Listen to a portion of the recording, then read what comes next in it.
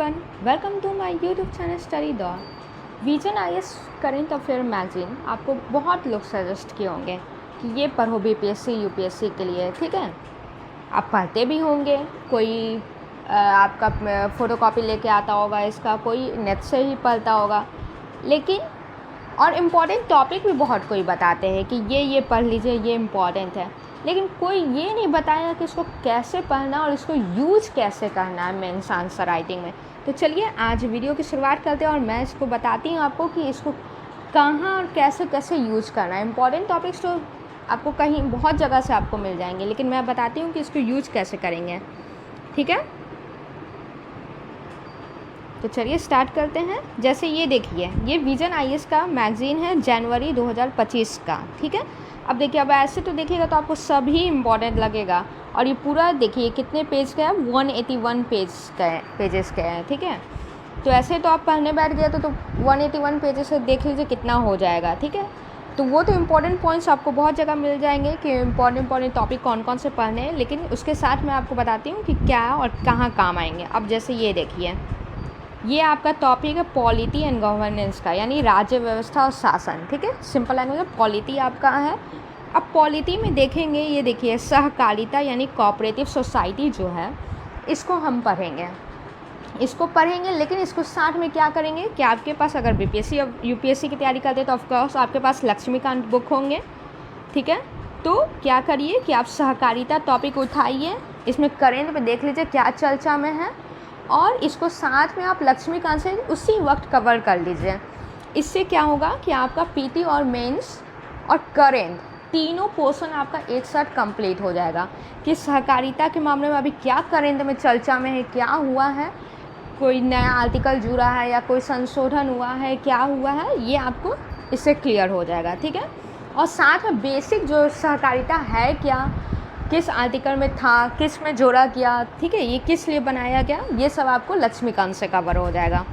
तो ये साथ में कर लीजिए। अब देखिए, नीति आयोग तो इम्पॉर्टेंट है, लेकिन इसको हम बाद में देखेंगे।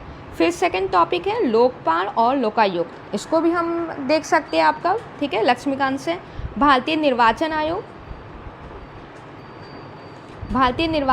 अब निर्वाचन आयोग तो अभी देखिए इलेक्शन है, ये बहुत चर्चा में है। तो अगर इस बार 670 बीपीएससी मेंस में पूछा है इससे रिलेटेड, आपका इलेक्शन से रिलेटेड, या यूपीएससी में पूछा है पीटी में आचार संहिता वगैरह से रिलेटेड, तो इसका मतलब ये नहीं कि नेक्स्ट ईयर आपका नहीं पूछेगा। ये हर साल ही ऑलमोस्ट चर्चा में रहता है और काफ़ी रहता है।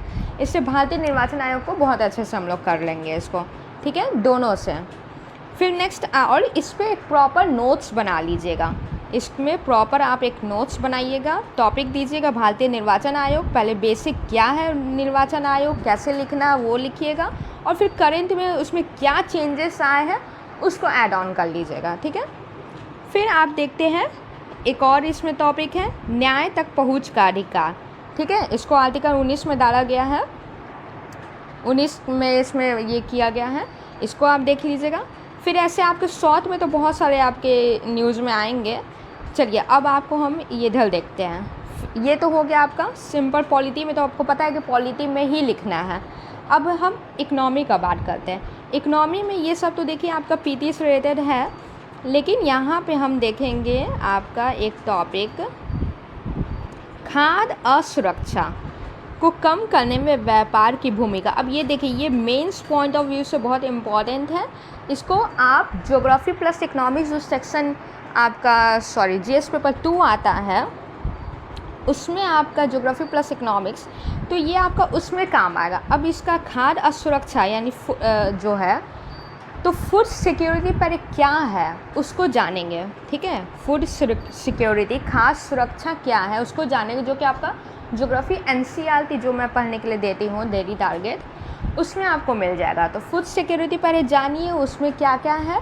फिर खाद्य असुरक्षा को कम करने में व्यापार की भूमिका क्या है उसको ऐड ऑन कर लीजिए। आपका नोट्स भी पूरा हो जाएगा, मेंस आंसर राइटिंग के लिए आपका प्रिपेयर हो जाएगा।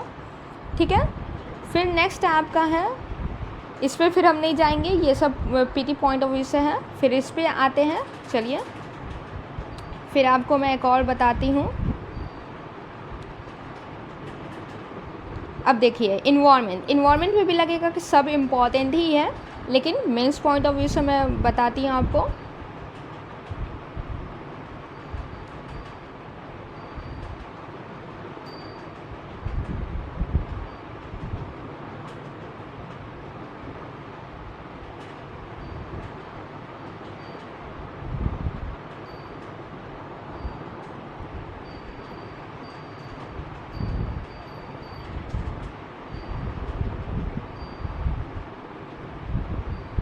हाँ, चलिए आते हैं अभी पहले सामाजिक इशू को, सोशल इशू को देख लेते हैं। अब ये देखिए सोशल इशू हम लोग कहाँ लिखेंगे, ये आप बताइए तो, कोई जानता है सोशल इशू को कहाँ लिखेंगे? देखिए सोशल इशू डायरेक्ट आपका हम लोग का एथिक्स पेपर और ये सब तो है नहीं कि उसमें लिखेंगे, ये आपका काम आएगा मेंस के एस्से पेपर में, ठीक है। मेंस के एस्से पेपर आप लोग जो बोलते हैं ना कि एस्से हम लोग लिखे कहाँ से, उसके लिए कंटेंट कहाँ से लाए, किस तरह से लाए, तो ये आपको वहाँ काम देगा। अब देखिए इसमें देखिए, जैसे अब ये रिपोर्ट है, यूनिसेफ की रिपोर्ट में बच्चों के लिए डिजिटल पब्लिक इंफ्रास्ट्रक्चर DPI के महत्व को उजागर किया गया। अब देखिए यहाँ पे यूनिसेफ की कोई रिपोर्ट है, वो भी बच्चों के लिए, वो भी डिजिटल पब्लिक इंफ्रास्ट्रक्चर के लिए। तो इसकी रिपोर्ट को हम लोग ऐड ऑन कर सकते हैं ऐसे में, जब हम लोग लिखेंगे तो उसमें हम लोग कर सकते हैं कि कैसे हम लोग नेट बच्चों के लिए क्या इफ़ेक्ट डाल रहा है, अच्छा रिज़ल्ट दे रहा है, बुरा रिज़ल्ट दे रहा है, तो उसमें रिपोर्ट अगर हम जब डालेंगे तो यह हमारा आंसर को और अच्छा बेहतर बनाएगा, ठीक है। भारत का डिजिटल स्वास्थ्य, ये एस्से का बहुत अच्छा टॉपिक बनता है, बन सकता है, ठीक है। भारत का डिजिटल स्वास्थ्य क्या है, कैसे है, ये हम लोग अपने एस्से के आंसर में डाल सकते हैं अगर आपसे इस टाइप से पूछ लिया जाए तो, ठीक है। चलिए नेक्स्ट आपको फिर देखते हैं साइंस टेक्नोलॉजी। साइंस टेक्नोलॉजी तो आपको जो भी टॉपिक है वो अच्छे से, जो बेसिक टॉपिक है वो आपको अच्छे से प्रिपेयर करने चाहिए, एक नोट्स बना लेना चाहिए PYQ के कि हम साइंस टेक्नोलॉजी में क्या क्या अब तक में ज़्यादा पूछा गया, और उसमें अगर करेंट में कुछ आया है, ठीक है, जैसे जीनोम, आनुवांशिक रूप से संशोधित फसलें, ठीक है, genetic crops, genetic modified crop, GM crops जो होते हैं, ये आपका हर साल ही लगभग चर्चा में रहते हैं, तो इसको आप देख लीजिए, ठीक है। और उसको पहले बेसिक आप लिख लीजिए कि क्या है नहीं है उसको, और करेंट को उसमें ऐड करके नोट्स को लिख लीजिए, ठीक है, ताकि आपको दोबारा फिर बाद में ये बुक जनवरी का मैगज़ीन खोल के फिर आपको देखना नहीं पड़े क्या था, ठीक है। एक आप नोट्स ऐसे बनाइए और ख़त्म करिए इसको, और पूरे बुक का नोट्स नहीं बनाना है, पूरे अधिक का निकलना, बहुत सारा चीज़ इसमें पढ़ना ही नहीं है, बहुत सारी चीज़ को बस PT पॉइंट ऑफ व्यू से एक नज़र देख लेना, हाईलाइट कर लेना अगर आप बुक देख रखें तो, और नहीं तो ऐसे भी आपका बहुत सारे ये WPS ऑफिस आते हैं, एडोब एक्रोबैट आते हैं, वो सब पे आप हाईलाइट करके रख सकते हैं PDF अगर आप से पढ़ रहे हैं तो, नहीं तो बुक है तो उसमें बुक से हाईलाइटर से हाईलाइट कर लीजिए PT पॉइंट ऑफ व्यू से।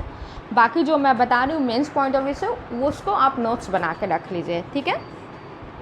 इसी तरह से मैं डेली टारगेट देती हूँ अपने चैनल पे, टेलीग्राम पे, जो कि बिल्कुल फ्री है, और इतना आपको डिटेल में कोई नहीं बताएगा कि किसका आंसर लिखे, कैसे लिखे, ठीक है।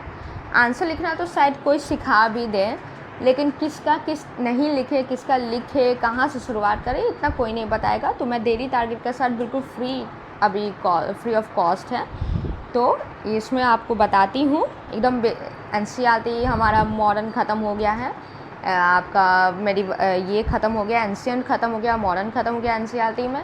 हिस्ट्री में पॉलिटी लक्ष्मीकांत कल से स्टार्ट हुआ, जिसके साथ हम करेंट को ऐड करके हम लोग पढ़ेंगे, साथ में करेंट को भी देखते चलेंगे।